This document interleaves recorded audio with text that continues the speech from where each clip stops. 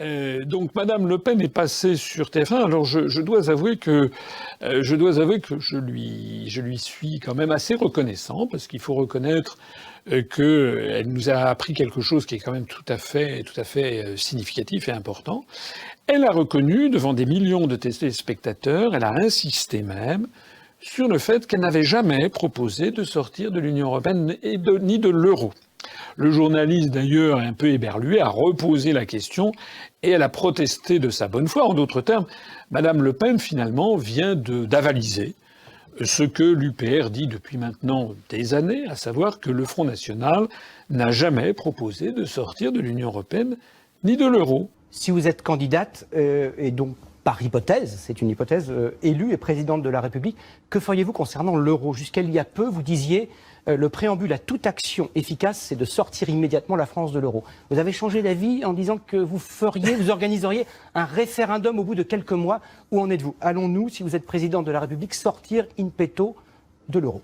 Il n'a jamais été question de cela, monsieur. Jamais. Ah, si.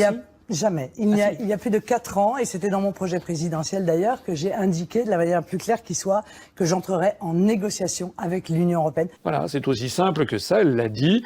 Voilà, c'est donc du coup, on va terminer notre jeu concours. Vous savez que j'avais proposé un jeu concours qui consistait à envoyer une caisse de 6 bouteilles de champagne à quiconque trouverait une profession de foi de Madame Le Pen ou une déclaration écrite qui proposait la sortie de l'Union européenne et de l'euro. Madame Le Pen nous a expliqué que ça n'était pas le cas.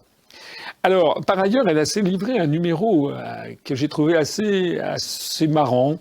Enfin, on voit bien qu'il y avait derrière des conseillers en communication qui lui avaient tout soufflé. Elle s'est livrée un numéro d'une série de mensonges les uns après les autres, sous couvert de dire la vérité. Ça, c'était quand même assez extraordinaire. C'est qu'elle s'est présentée comme étant la candidate de la vérité, de la courageuse, celle qui osait dire les choses, etc., etc. Et qu'est-ce qu'elle a proposé au définitif? Elle a proposé tout simplement une autre Europe.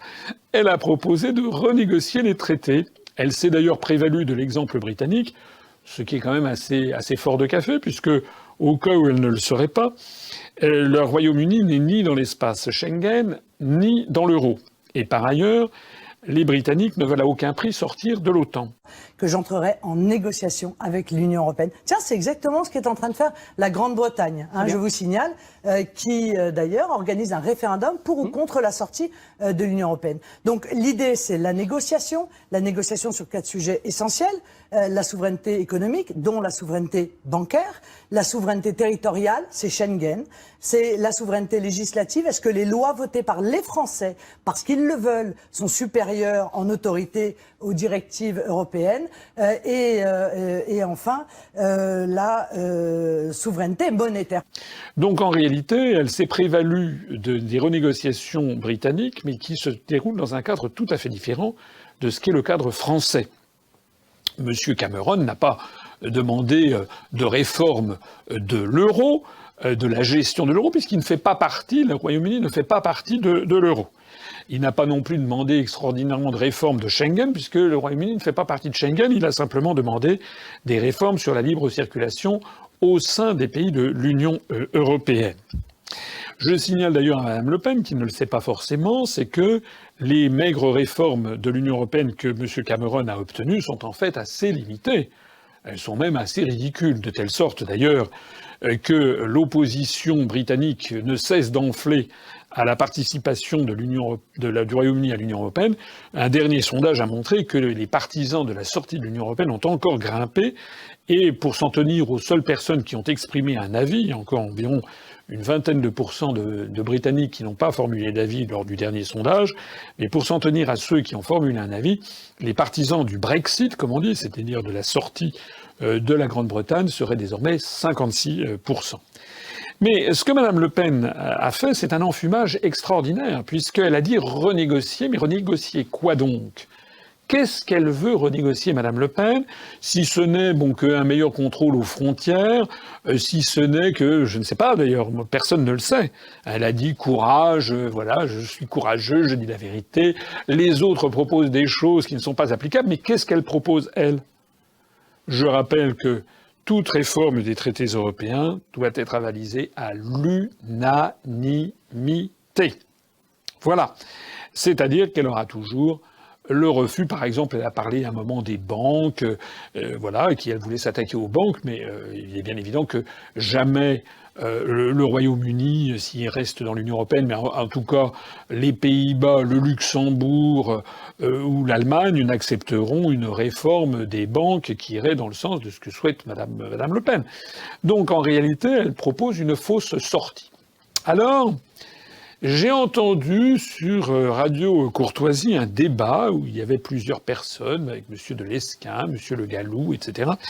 Et tout ce monde disait que finalement c'était beaucoup plus intelligent, en gros, que nous, que l'UPR, puisqu'en fait c'est avancé masqué, c'est parce qu'en fait on va y arriver, parce que ça fait trop peur aux gens de dire qu'on va sortir de l'euro, donc on va sortir mais sans leur dire, etc. Tout ça, c'est vraiment prendre les gens pour des imbéciles. Pour deux choses. La première, c'est qu'un parti politique, ça ne consiste pas à être nécessairement de l'avis dominant. Pourquoi ? Parce que l'avis dominant, il est actuellement formaté par les grands médias. Une des grandes différences, par exemple, une des nombreuses différences, entre l'UPR et le Front National, c'est que l'UPR, contre vents et marées, explique aux Français pourquoi il est si important de sortir de l'euro.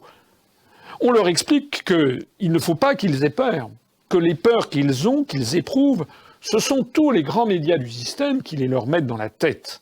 Mais donc, on leur explique et on les prend comme pour des gens intelligents, on leur donne le maximum d'informations sur le sujet. Alors que le Front National, finalement, ma foi, se contente de dire oui, la majorité des Français a peur de l'euro, donc on va rester dans l'euro. J'ai d'ailleurs vu que Mademoiselle Marion Maréchal Le Pen, dans le journal Le Point, il y a quelques jours, a dit que la sortie de l'euro n'était plus du tout d'actualité, que c'était reporté au calendes. Voilà, elle s'est d'ailleurs, si j'ai bien compris, fâchée avec monsieur Philippot ou autre. Voilà. Donc ça veut dire que sur ce sujet aussi capital, qui est celui de la souveraineté monétaire, comme l'a dit Madame Le Pen, et d'ailleurs elle l'avait oublié, il a fallu qu'elle lise le papier qu'elle avait sous le nez. Sur ce sujet aussi capital que la souveraineté monétaire, Madame Le Pen a dit on va reprendre notre souveraineté monétaire, mais ça c'est ce qu'elle a dit, mais elle n'a pas dit comment elle allait le faire, puisqu'au contraire, elle n'entend pas sortir de l'euro, ni sortir de l'Union européenne, elle a tout simplement proposé une autre Europe, j'allais dire, comme tout le monde. En quoi d'ailleurs ça prouve qu'elle est d'une grande incompétence, comme d'ailleurs les gens qui sont autour d'elle. On voit d'ailleurs qu'elle vient d'avoir recours à un nouveau venu, un monsieur, paraît-il, qui vient de chez L'Oréal, où il était à la direction du marketing. Alors on l'a vu là sur TF1, il a parlé marketing, ou marchéage, ou mercatique, comme je disais tout à l'heure. Et il a parlé marketing, il a dit que voilà, il fallait maintenant que Madame Le Pen soit vendue comme un produit. Marine est en quelque sorte en train de faire une étude de marché. Et à cette étude de marché, il faudra apporter des bonnes solutions de manière à ce que nous ayons le produit parfaitement adapté aux attentes du consommateur. Alors de fait, effectivement, c'est ce qui s'est passé. Vous avez vu son discours, elle avait bien appris, donc il y en a eu pour tout le monde. Elle a dit le mot écologie, elle a prononcé le mot écologie. Elle n'a rien dit d'autre, hein. Mais c'est très facile de faire ça. Moi aussi, je pourrais dire, voilà, l'UPR se soucie de l'écologie, des retraites, et puis également du bien-être, et puis évidemment, il faut absolument améliorer l'éducation, et puis n'oublions pas également les personnes âgées et les handicapés. Voilà, ça, c'est typiquement ce que font les techniques de marketing, donc tout le monde entend, et puis dit « Ah, ça y est, il a pensé à moi ». Mais ça, c'est exactement ce que nous ne voulons pas faire, parce que ça s'appelle prendre des gens pour des imbéciles. Nous prenons les Français qui n'en peuvent plus d'être manipulés, nous, on les prend pour des gens sérieux, des gens qui peuvent comprendre. Voilà. Moi, je ne suis pas là pour vous manipuler, et pour lancer un mot comme ça, comme on lance un os à ronger. Je suis là pour vous expliquer que Mme Le Pen a menti effrontément. Elle a recours à un homme de marketing. Je me demande d'ailleurs ce que M. Jeanlin, je ne sais plus comment, qui vient de L'Oréal, comme maintenant secrétaire général, je suppose que ça ne doit pas faire trop plaisir aux personnes qui étaient en place. J'aimerais savoir ce que M. Philippot pense de l'arrivée de ce monsieur marketing de L'Oréal. Tout ça n'est pas sérieux. La seule vraie chose qu'il faut garder à l'esprit, c'est que Mme Le Pen a confirmé qu'il était hors de question de sortir de l'Union européenne et de l'euro, mais simplement de le réformer, donc bref, d'y rester. Voilà. Elle a donc confirmé les analyses de l'UPR, et puis accessoirement, en disant, en laissant entendre qu'elle allait réformer l'euro. Elle ne savait pas de quoi elle parlait. Elle ne sait d'ailleurs pas de quoi elle parle, ni elle ni son entourage, parce qu'en fait, la situation de l'euro est de nouveau, secrètement, en train de s'aggraver.